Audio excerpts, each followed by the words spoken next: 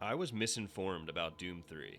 I was told to imagine Doom if they went for a more horror approach, but what they didn't tell me is that Doom 3 is one of the best horror games of the 2000s while also retaining that heart-pounding action we've grown to love about the Doom franchise. I played through the Doom games several years ago, but skipped over Doom 3 at the time because what I had heard about it made it sound like it wasn't crucial to play and it wasn't going to scratch the same itch that the other games did. While that may hold true for some, I had an absolute blast with this game and felt like a fool for skipping it over years ago. So let's get into what I thought about playing Doom 3 for the first time in 2025.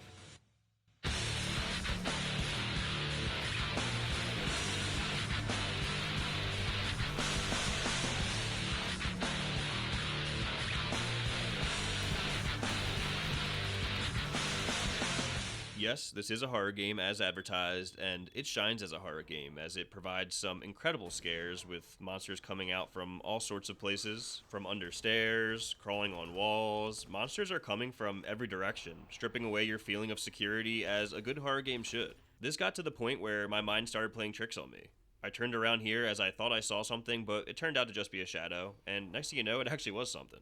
This moment felt like it was paying homage to the iconic head turn from Resident Evil, which, fittingly enough for Doom, I spoiled that moment in this case by coming in guns blazing with the shotgun. This game absolutely delivers in the horror department, providing a number of memorable scares, but you know what else goes hand in hand with not only horror but also the Doom franchise? Gore. And you get a ton of that in this installment.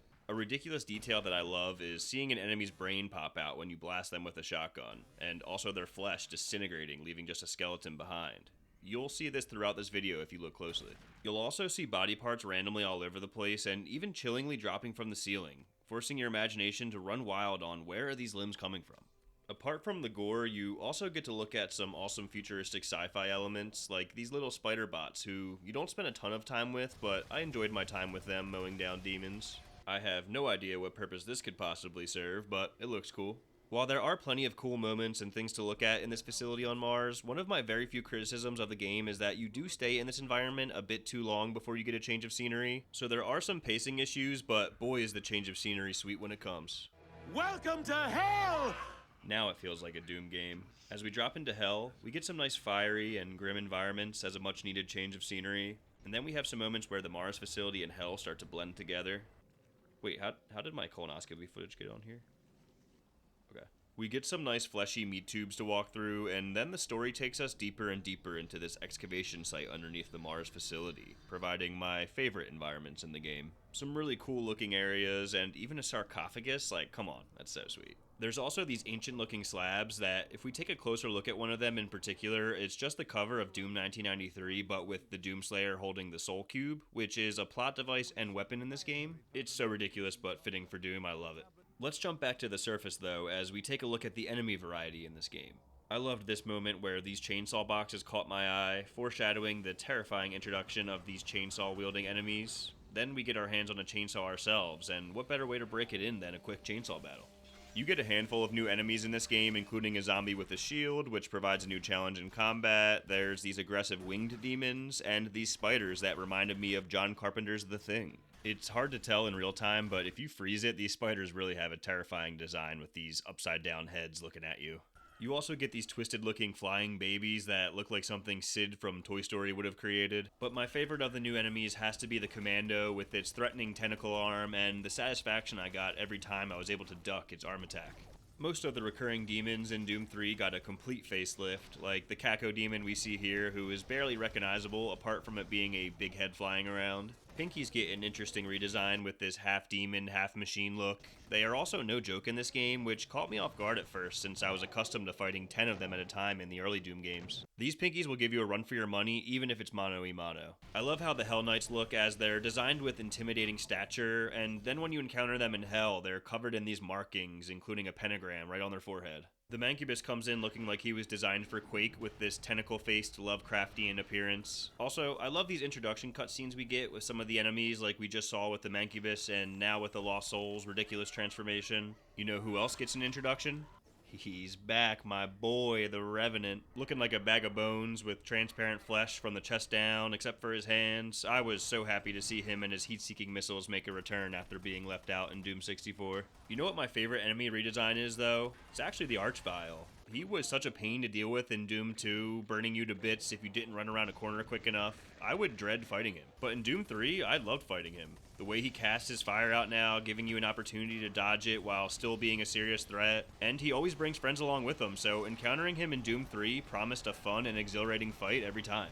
Speaking of enemy introduction cutscenes, we get a handful of boss battles in this game as well, each with their own unique wrinkles to the fight. I really enjoyed the boss battles in the base game, as we fought some new bosses, but of course had to bring in a classic boss as well. The reaction we get out of our protagonist here says it all, as we find ourselves between the legs of this game's terrifying rendition of the iconic Cyber Demon. This is not my favorite fight in the game, but I think they crushed it with how he looks at least. So what weapons are we using to take down the demons this time around? Your typical weapons make a return, including the plasma rifle and chain gun. I'm pretty lukewarm on the design for these two. You also have some new additions like the Soul Cube that I referenced earlier, and you get this machine gun that really doesn't feel all that powerful, but I did get a lot of use out of it. You will notice that you do have to reload in this game, which for me would have been a big no-no in the classic style Doom games, but I don't mind it here as it adds to the horror in the game at times as you're getting chased by swarms of enemies and that panic sets in when you get to the end of a clip. Another new weapon you get for the first time in the franchise is frag grenades. I didn't realize until late in the game that you can hold down the trigger to throw the grenade further, so I spent most of the game throwing grenades with this wimpy toss animation, which doesn't look great, but I guess that's on me for not cooking them. The major talking point for me with the weapons in Doom 3 is naturally the shotgun, and I'm sad to report that I was not a fan of the shotgun in this game. The shotgun really messed with me. I was accustomed to the shotgun in previous titles where it had crazy range, and I just couldn't get used to only using the shotgun at closer range, which may sound ridiculous since that is how shotguns typically work, but my Doom brain just had a hard time accepting that. I just couldn't get a good feel for it. There were moments like this where I thought, okay, maybe it's not so bad. Took this commando down in 2 shots, but for the next enemy who I expected to be weaker, they go down in 3 shots. I just could not seem to dial the range in.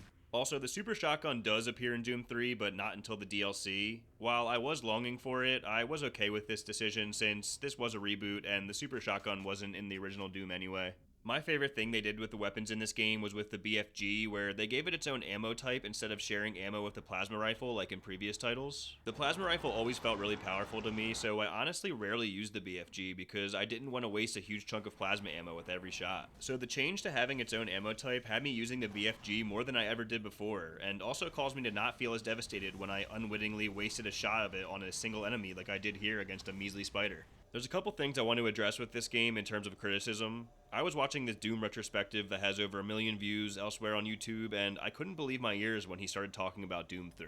This person belittled Doom 3 because it was overshadowed by Halo 2 and Half-Life 2, which were both released the same year as Doom 3. First of all, let's just take a moment to admire how insane of a year 2004 was for gaming. And second, that just seems so unfair to me, stacking this game up against 2 of the greatest and most influential games of all time just because they were released the same year. I prefer to use that type of comparison to prop something up instead of tearing something down. Like, I don't go around saying Dragon Age 2 sucks because it came out the same year as Skyrim. I say look at how incredible Skyrim was compared to everything else at the time. This person also went on to criticize Doom 3 because the story wasn't as good as Half-Life 2's. Excuse me? Story in Doom? That's like watching a porno for the plot. I mean, that's not what we're here for. Doom has always stood out to me as a series that delivers an incredible experience without relying on story. And Doom 3 stays true to that, and it's wonderful if you ask me. Now, the DLC of Doom 3 does introduce a gravity gun similar to Half-Life 2, so maybe the comparison is more fair than I'm leading on, and I'm not sure if the game was marketed in a way that warrants the comparison, but it still feels cheap to discount Doom 3 because it was released next to these 2 juggernauts. Also, I should mention I'm not trying to beef with anyone in particular. The person I'm referencing makes great videos that get way more views than I'll ever get, but I just thought that was so unfair, and I felt the need to stick up for this game. Another thing I should address is the flashlight controversy surrounding this game. The footage you've been watching is from the updated version or BFG edition of the game, not the original version. When this game was released, your flashlight was basically its own weapon slot, meaning that you couldn't have a weapon and the flashlight out at the same time, which you can in the updated version I played. From what I've read, the original version was drastically different because of this, forcing you to be fighting in the dark while relying on the muzzle flash of your gun to light your surroundings. I haven't played the original version to really have an opinion on the matter, but I will say that this game is visually at its best when you're in the dark. It looks awesome when demons spawn in and the room goes dark apart from the glow of them arriving, or the beautiful use of these red lights in the dark. This section here looked incredible with the contrast, and it made me feel so immersed with the horror vibes of the Mars station, and here is that same section with the flashlight on. It just doesn't hit the same at all. Here we have a similar scenario with some tasteful platforming that you really don't get much else of in this game, thankfully. And then with the flashlight on, those red lights and shadows just don't hit the same. So long story short, I do think anything to keep this game in the dark is a good thing, and there's also something about staying true to the original vision of a game that I think is important. This older looking footage you've been watching is from a pre-release trailer of Doom 3, so safe to say the flashlight was a big part of the original vision of the game based off of this trailer, but again, having not played the original version, I'm in no place to tell you which version is better. If you have an opinion on this matter, let me know in the comments. I've heard that playing the original version is paramount. I've heard that the difference isn't as big of a deal as people make it out to be. Personally, as someone who does not have a gaming PC, as far as I know, I did not have the option to play the original version, but I would love to check it out someday. One last controversy I'll preemptively address is the hypocrisy between my feelings for Doom 3 versus things I negatively said in my review of Doom 64. That starts with the audio, where in this game we get more of that creepy atmospheric audio we saw in Doom 64.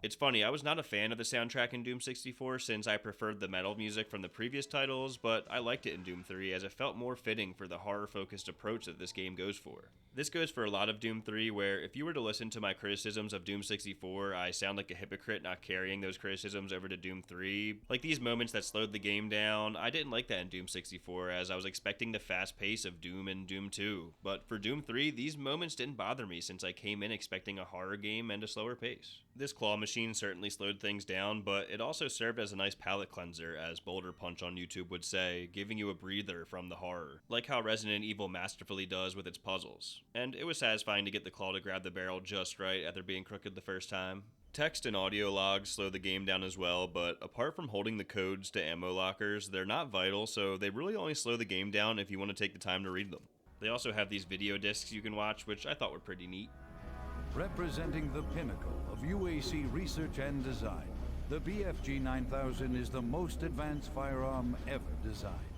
I've got two more miscellaneous moments I thought were worth sharing before we get out of here. In this clip, this floor panel fell out and this enemy fell through it, which was so perfect it felt like a choreographed moment, and then I just so happened to die up ahead and had to replay this section, and that floor panel didn't even fall out this time. You could look at this as an inconsistency, but I liked seeing this as it made the experience feel more alive and not like a haunted house on rails. Last thing I just thought was too funny not to share was this moment that shows I've played Dark Souls and Elden Ring too many times. A room opens up with nothing but a lava pit below. I didn't know what to do, so I jumped into what looked like a portal into hell in my mind, which came to mind because this is a common trope in Dark Souls where you just jump into the unknown to enter certain boss arenas. I swear this wasn't staged. I even saved my game a second time in preparation because I wasn't sure if I was going to die again, and then I felt like such an idiot when I saw this obvious button to call the bridge that I somehow ignored the first time.